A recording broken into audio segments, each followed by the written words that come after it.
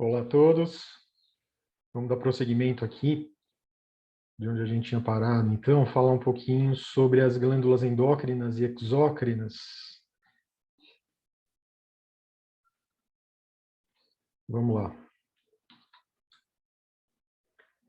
Então, agora para entendimento das glândulas endócrinas, primeiramente, né? Glândulas endócrinas, elas são muitas, as chamadas glândulas...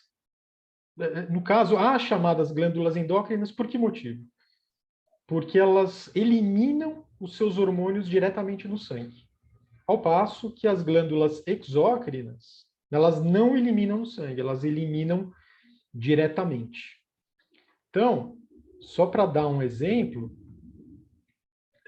glândula salivar, por exemplo, né? Glândula lacrimal, elas não são glândulas endócrinas, elas não produzem hormônio, mas elas produzem uma secreção. Tá? Agora, a glândula endócrina, no caso, aquele nosso velho modelo lá, chave e fechadura que a gente vem tanto mencionando aí, né, ao longo dessa série de vídeos. A glândula endócrina, ela se chama endócrina porque ela produz hormônios, que no caso são liberados no sangue, para agir nos órgãos-alvo, naquelas células-alvo, né, quer dizer, em um determinado alvo. Por meio do sangue, ela vai chegar onde ela tem que chegar. E, no caso, como que ela vai realmente somente agir ali naquele ponto? Né? Exatamente por causa dessa situação, porque lá é que tem um determinado receptor. Quer dizer, que a célula daquele alvo tem um receptor específico, tem uma fechadura específica. Né? Então, ela só vai agir onde tem a fechadura. Elas são a chave. Né? Então, elas são específicas para cada órgão, para cada função. A glândula mestra, aí, como a gente já viu, é a hipófise, né? Que alguns preferem chamar também como pituitária, não é? Então, por exemplo, a salivação, ela é bem pouca, tá? Aí você põe alguma coisa na boca, a salivação aumenta, porque justamente teve um estímulo ali que foi o alimento. Então, se você quiser determinar a concentração de um hormônio no sangue, hoje você consegue, né? Consegue. A gente faz aqueles exames, né? Exame de sangue, né? Que justamente a gente consegue levantar essa medição. Agora, com relação a uma glândula salivar, por exemplo, a gente não tem como medir isso, né? Então, se faz muito isso. Hoje se faz essa questão da dosagem hormonal para ver se a pessoa eventualmente ela está muito estressada. A gente consegue fazer essa medição de cortisol, não é? Se ele está muito alto, significa que o estresse daquele indivíduo está muito alto. Ele é sempre produzido, né? Como a gente já viu, mas ele é produzido em picos e sendo maior o pico dele sempre após o acordar, sempre 2 horas, né? Após a gente acordar. Então a gente acorda mais ou menos depois de 1, 2 horas, e aí depois que acordou, cortisol ele começa a aumentar a produção. Esse cortisol ele está no nível basal, ele aumenta, né? Por quê? Porque ele justamente vai ajudar a pessoa durante o dia. Né? Você acordou, agora você precisa de energia. O cortisol, né? Enfim, a gente está sempre falando do cortisol para ver a importância dele no organismo. Né? Cortisol, ele dá uma disposição para a pessoa. Né? Não é à toa que ele é produzido no estresse para a gente aí reagir a um fator estressante e, né, escapar daquela situação que eventualmente ela possa vir a ocorrer. Falando um pouquinho aí sobre a adenohipófise, né, e neurohipófise, que a gente já citou, a adenohipófise, no caso, ela secreta hormônios, né, que atuam sobre outras glândulas endócrinas. Então, a sua atuação ela se faz via ativação pelo hipotálamo e funciona por meio de um mecanismo que a gente chama de feedback, né, que tem o eixo hipotálamo hipofisário glandular. Então, os hormônios secretados pelas células, por sua vez, eles chegam aos órgãos alvo via sangue, né? Então, como é que esse mecanismo de feedback ele funciona? A maior parte dos hormônios, a gente sabe que é produzida ciclicamente, né? Tem picos, alguns na hora do almoço, outros à noite, como a gente viu aí, o caso do cortisol, 2 horas depois de acordar, né? Então, vamos colocar um exemplo aqui. O hormônio, você teve lá uma resposta estressante, você teve um estímulo para a produção de determinado hormônio. Nem vou falar que seria um estímulo, digamos assim, estressante. Pode ou não ser, né? Pode se estar atuando aí sobre uma outra glândula, que no caso ela não seja adrenal. Então, parece, porque senão só parece que eu estou falando aqui da suprarrenal, então vamos supor, vou dar um exemplo um pouquinho diferente, o frio, né? Por exemplo, a pessoa sente muito frio, então ela ativa a tireoide, né? A tireoide ela é ativada pelo frio e produz T3 e T4 e joga esse T3 e T4 no sangue. E esse T3 e T4, o que eles vão fazer?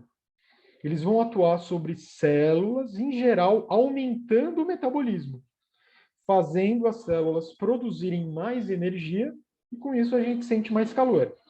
Então isso daí é uma situação que foi lá e te protegeu do frio. Agora, ela não pode ficar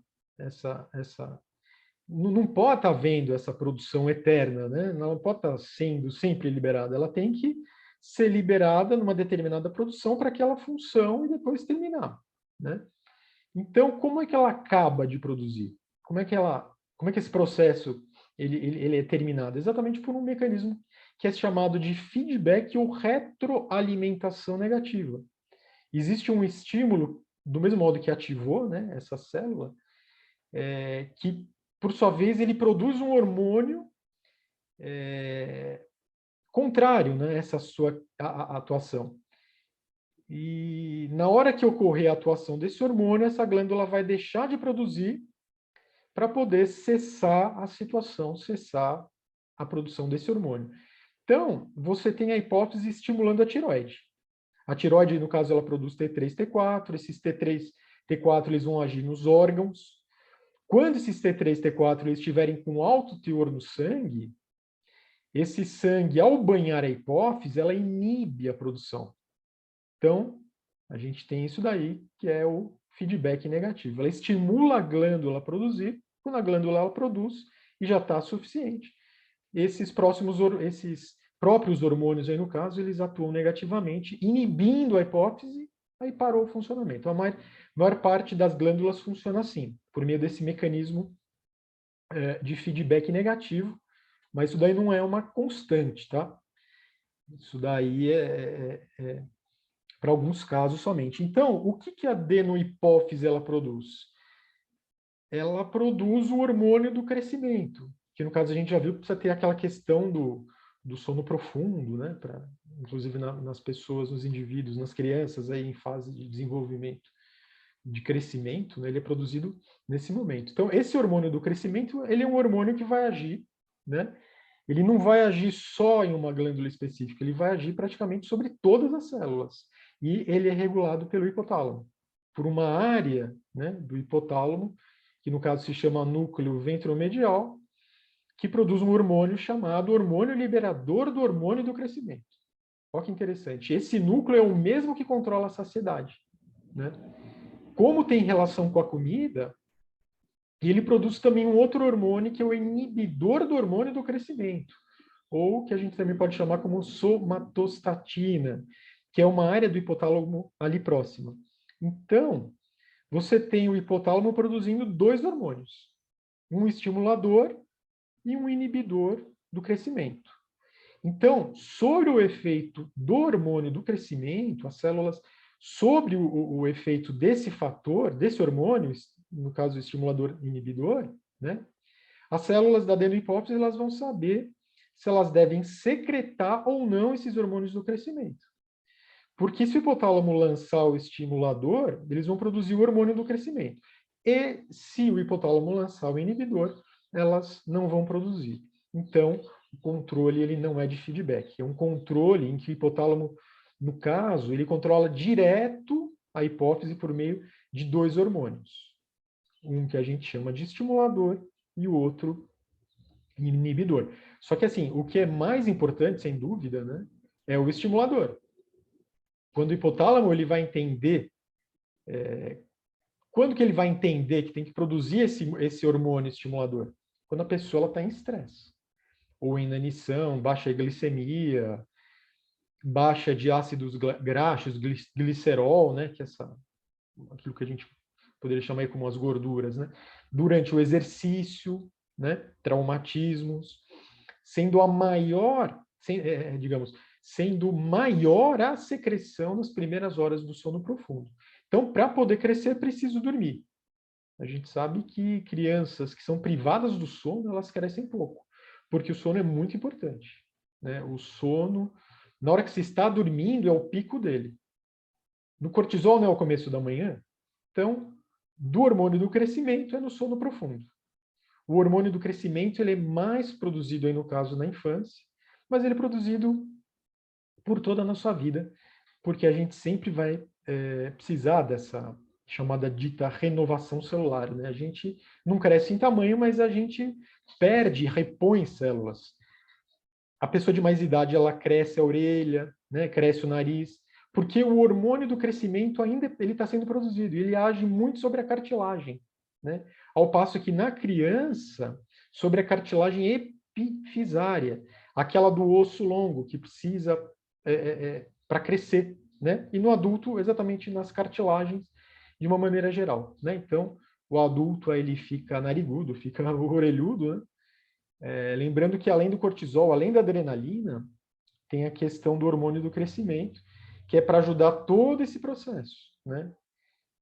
Porque a gente vai ver que tem efeitos aí também, no caso, sobre a glicose. Então, o hormônio do crescimento, né, ele age sobre o crescimento em geral, além de ter efeitos metabólicos, como deposição de proteínas nos tecidos. E é por isso que a pessoa ela toma para aumentar o músculo, né? Ele faz aumentar a musculatura, potencializar a utilização de gorduras como fonte de energia. A gente sabe que tem aquela quebra de energia e a utilização, né, dessa fonte de energia. Diminuição de uso de carboidratos. A pessoa que ela toma muito hormônio do crescimento, ela queima gordura, ela vai emagrecer. Ela vai formar músculo. Só que ela vai diminuir essa utilização de carboidratos. Então, normalmente, o que a gente mais usa são os carboidratos, como fonte de energia.